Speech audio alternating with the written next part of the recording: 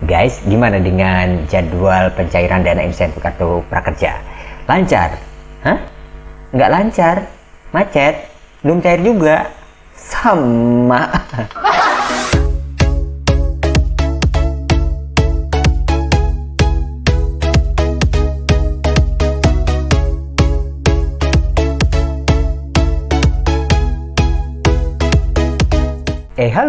Halo, welcome back to my channel, Freddy Alam. Like, comment, share, dan juga subscribe. Iya bener banget, gue juga sama, mengalami hal yang sama. Karena jadwal pencairan kartu prakerja gue itu seharusnya di tanggal beberapa hari yang lalu, yaitu tanggal ini nih 14 Juni 2020 seharusnya ya untuk yang kedua. Karena yang pertama kan lancar, nggak ada masalah tuh ya, sudah cair dan sudah gue nikmati, sudah gue belanjakan. Nah ini yang kedua ini, kok bisa macet seperti ini? Alhasil kemarin gue coba cari tahu ya melalui telepon CS prakerjanya, dan itu memang susahnya nauzubillah untuk bisa menghubungi ke situ. Selalu sibuk dan sibuk ya. Akhirnya setelah beberapa hari gue terus coba dan coba sampai menghabiskan pulsa, ya nggak kehitung lah ya.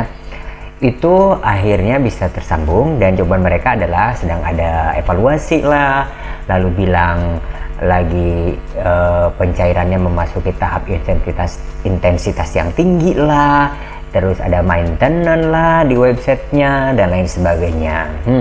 Gue sendiri seperti akhirnya hopeless ya, karena dengan hal seperti itu kok kesannya gitu ya untuk panitia kartu prakerja ini kurang profesional untuk bisa mengimplementasikan ide-ide dari Bapak Jokowi ini yang berupa kartu prakerja ya. Karena terlihat banyak gagal di sana sini gitu ya, dan bahkan gue sempat juga menemukan artikel ya yang menyebutkan bahwa katanya sih ICW alias Lembaga Indonesia Corruption Watch itu menemukan berbagai masalah dalam program berbiaya 20 triliun rupiah ini. Wah, gua sampai belibet yang ngomong triliunnya aja. Ini kok bisa seperti itu? Ya, ini ada beberapa penemuan dari ICW yang ternyata yang pertama guys, yang perlu kalian tahu yaitu ada peran ganda platform digital. Jadi guys, dari ratusan jenis pelatihan itu ada sekitar 137 pelatihan yang diselenggarakan lembaga pelatihan yang merangkap platform digital atau kolaborator prakerjanya. Jadi peran ganda ini berpotensi akhirnya kan melahirkan kepentingan gitu ya, konflik-konflik kepentingan. Ya pasalnya platform digital ini kan tidak akan bisa melakukan kurasi dan juga pengawasan terhadap lembaganya sendiri kan. Terus yang kedua guys, tidak ada standar harga. Jadi ada ratusan jenis pelatihan yang memiliki rentang harga dari gratis hingga 1 juta kan. Nah beberapa jenis pelatihan ini memiliki materi yang sama tapi dengan tarif yang berbeda-beda gitu. Jadi tidak ada transparansi dan juga standar untuk membuat harganya dipatok berdasarkan standar lembaga pelatihan sendiri gitu. Itu yang membingungkan. Terus yang ketiga nih guys, adanya besaran komisi platform digital yang tidak jelas. Jadi pemerintah tidak mengatur besaran komisi wajar yang berhak diterima platform digital. Jadi adanya peraturan Menteri Koordinator Perekonomian nomor 3 ya tahun 2020. Itu di sana hanya menyebutkan platform digital diperbolehkan mengambil komisi yang wajar dari lembaga pelatihan. Cuma besarnya wajar dalam tanda kutip di sini tuh berapa, itu nggak dijelaskan ya. Lalu yang keempat guys, kualifikasi lembaga pelatihan ini diragukan ya. Ada sejumlah lembaga pelatihan yang diduga tidak memiliki pengalaman melakukan pelatihan. Jadi ada beberapa lembaga ya yang tidak pernah terekam menggelar pelatihan sebagaimana yang ditawarkan dalam program prakerja gitu ya. Bahkan ada lembaga yang tiba-tiba aja gitu melentung ya, muncul secara mendadak ya, baru meluncurkan platform edukasi online pada 21 Februari lalu. Jadi sepekan sebelum terbitnya peraturan Presiden nomor 36 tahun 2020 mengenai kartu prakerja ini. Lalu yang kelima adalah adanya potensi afiliasi politik. Jadi di sini ICW mendapati ada 3 lembaga pelatihan terafiliasi dengan secara politik ya dengan pemerintah. Dan lembaga-lembaga itu didirikan mantan staf khusus Presiden Joko Widodo ya, mantan anggota tim kampanye Joko Widodo dalam pemilihan presiden dan juga wakil presiden 2019 ya, serta pengurus partai politik pendukung pemerintah. Wow ya guys. Komisi Pemberantasan Korupsi menyarankan Untuk Badan Pelaksana Kartu Prakerja ini menyetop 250 jenis pelatihan yang terafiliasi dengan mitra platform digital dalam pelaksanaan program Kartu Prakerja.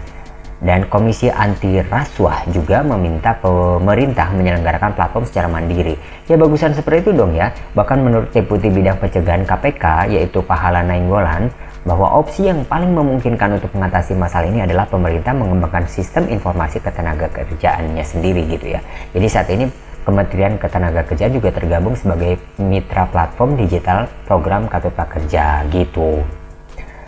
Wah, gue sih nggak bisa gimana ya guys, karena kan kita cuman orang awam ya, yang cuman mengikuti tes, kemudian lolos, kemudian juga dijanjikan untuk mendapatkan dana insentif sebagai bantuan sosial lah ya istilahnya dalam suasana pandemik seperti ini. Kok ya tega-teganya gitu ya ada orang-orang yang menyalahgunakan hal ini gitu ya dalam situasi yang lagi sulit gitu untuk kepentingan mereka ataupun golongannya mereka sendiri. Sangat miris banget ya.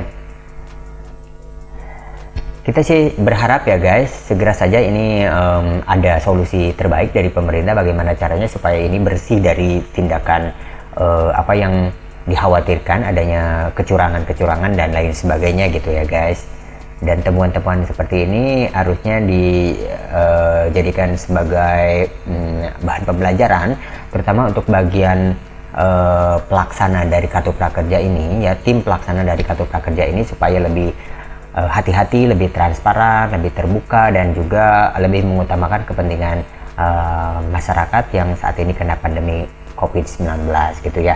Dan walaupun gue sedikit hopeless ya apakah ini akan cair yang menjadi hak gue, tapi tetap aja sih ada sedikit harapan ya, karena ini kan katanya ya akan diselenggarakan dalam 30 gelombang untuk penerimaan Kartu Prakerja ya, tapi ini di gelombang ketiga aja sudah macet. Tapi dengan adanya temuan seperti ini mudah-mudahan ke depan akan jauh lebih baik gitu ya guys.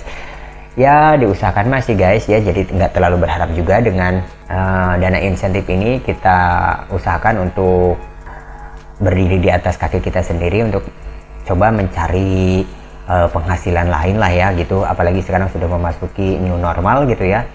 Jadi ya berharap akan jauh lebih baik dan tidak bergantung kepada bantuan sosial lagi. Oke, kalau kalian suka dengan video gue kali ini, silahkan like, comment, share, dan juga subscribe. Dan jangan lupa bunyikan juga lonceng notifikasi kamu supaya tidak ketinggalan updatean video gue berikutnya cuma di channel Freddy Alam. Terima kasih sudah nonton. Sampai jumpa, bye.